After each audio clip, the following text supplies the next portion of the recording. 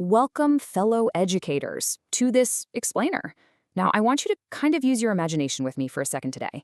I want you to imagine me as a Renaissance humanist mentor, literally reaching across the centuries to speak directly to you, the modern teacher. Because look, we're facing a real crisis in your classrooms today, aren't we? It's a crisis of attention, of critical thought, and frankly, of human agency. Our students are completely drowning in a sea of algorithms. But hey, do not despair.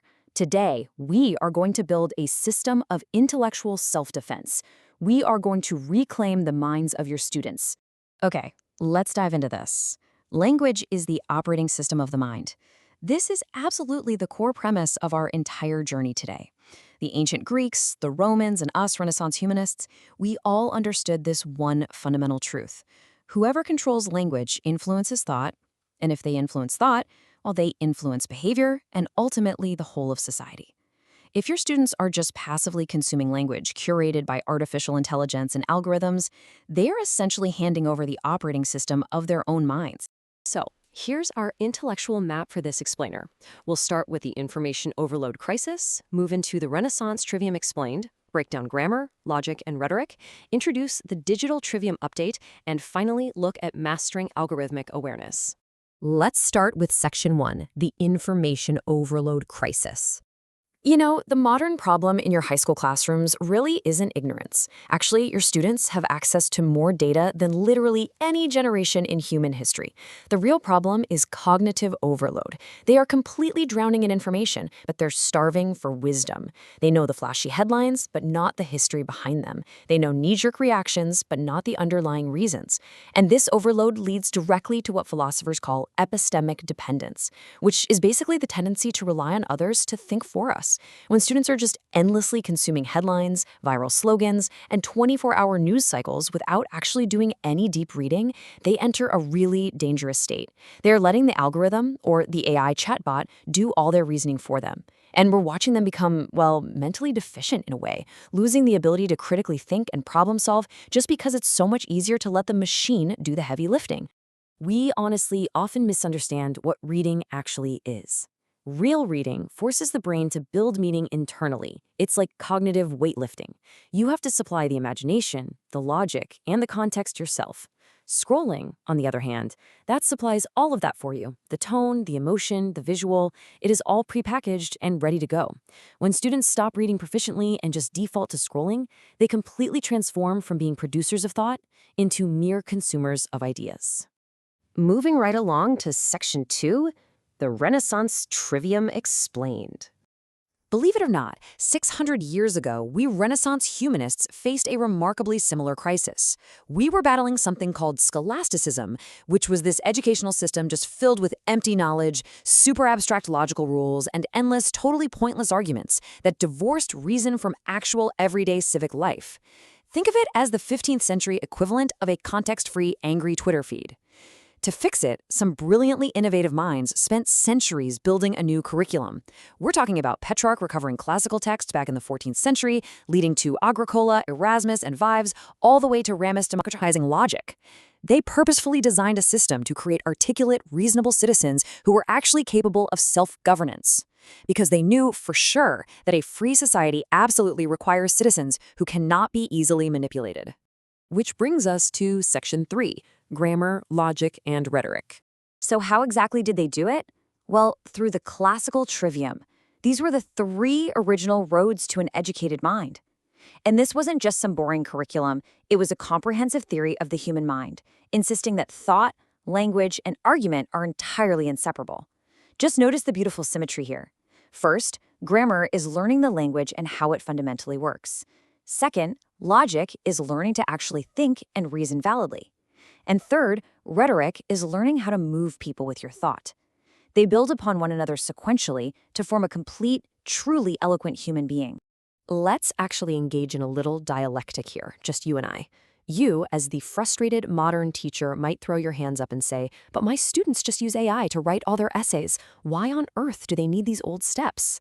And I, channeling the great humanist Juan Luis Vives, would reply, because without grammar, they cannot even define the very words they're prompting the AI with. Without logic, they can't test those claims against reality. They just blindly accept whatever the machine spits out. And without rhetoric, they cannot communicate truth effectively to their own community. Think about Erasmus's famous work Copia, which actually taught students to rephrase a single idea 30 different ways just to truly master its meaning. An AI gives you one answer, but the trivium gives the student the incredible power of abundant mastery. All right, Section 4, the digital trivium update.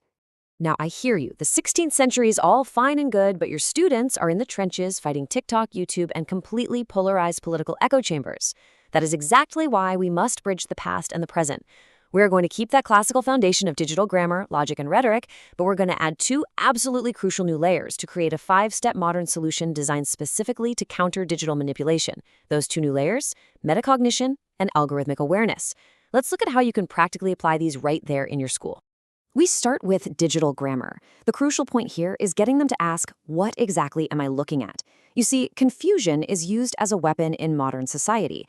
People constantly throw around loaded words like freedom, equity, or justice without actually defining them. So here is a practical lesson plan for your high school students. Bring a viral social media post right into the classroom. Have the students act as intellectual map makers. Ask them to identify the source, figure out the intended audience, and specifically define every single loaded term in that post. Literally make them define the words before they're even allowed to debate the topic.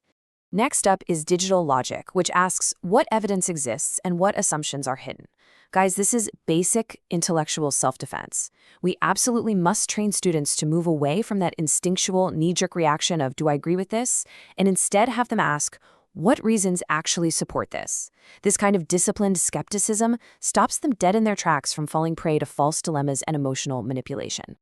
Then we arrive at digital rhetoric, asking, how is language shaping perception and triggering emotion?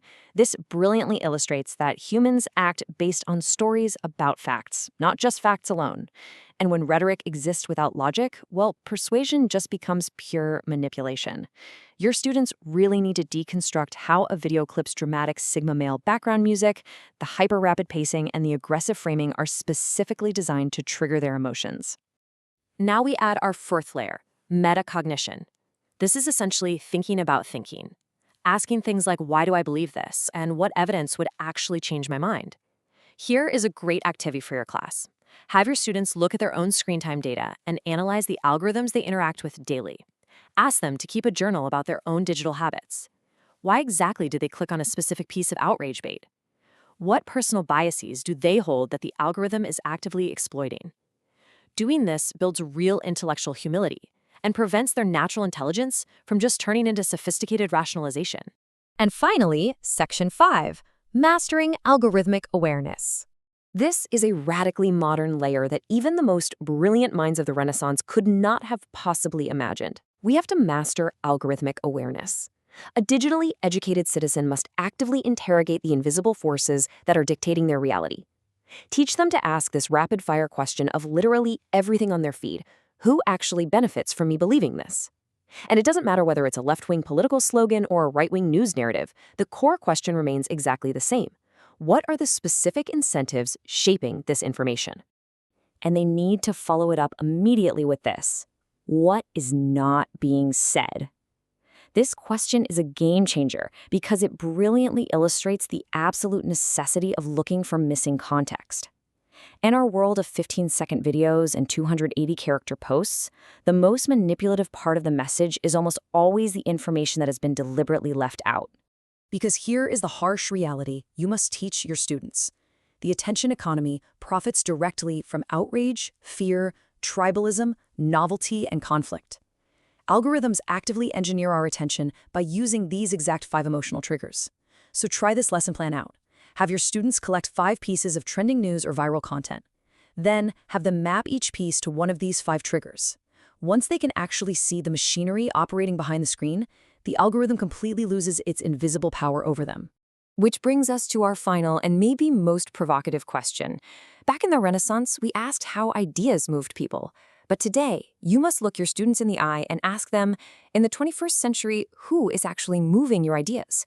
Is it you or is it an algorithm? The ultimate goal of this digital trivium isn't just to make your students smarter, It is to make them impossible to manipulate. So, equip them with these tools, fellow educators, and together, let's reclaim the human mind.